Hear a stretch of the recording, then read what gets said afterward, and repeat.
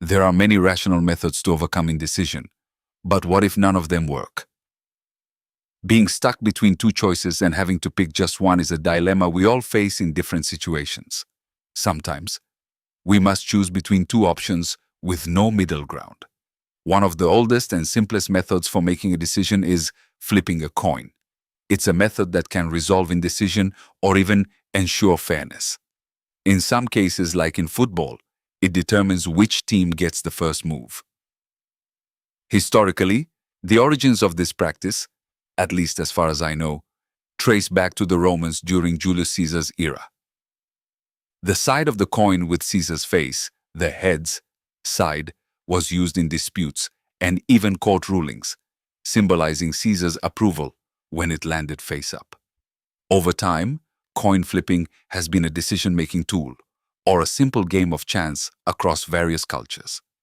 Interestingly, I once read about a case in a small town in Granada, Spain, where two mayoral candidates received the same number of votes, and the winner was decided by a coin flip. Even democracy, it seems, sometimes leans on chance. We've all been in situations where we are genuinely stuck between two options.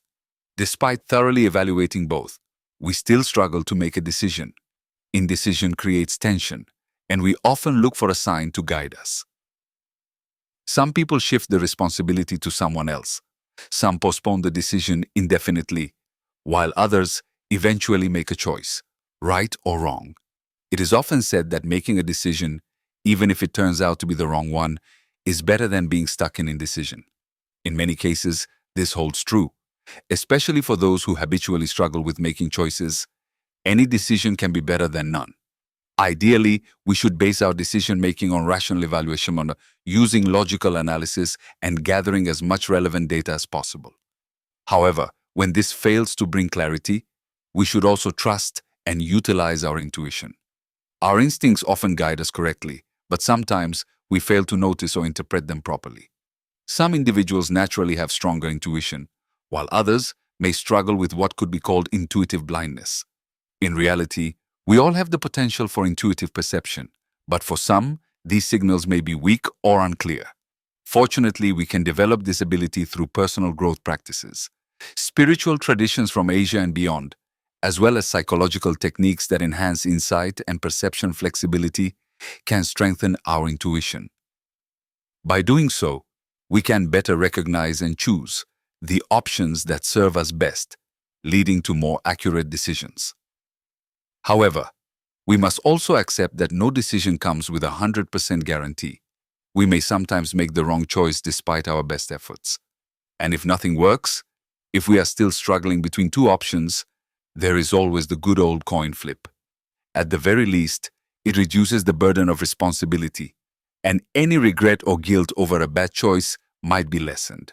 Plus, by leaving the decision to chance, we might even align ourselves with the natural flow of the universe.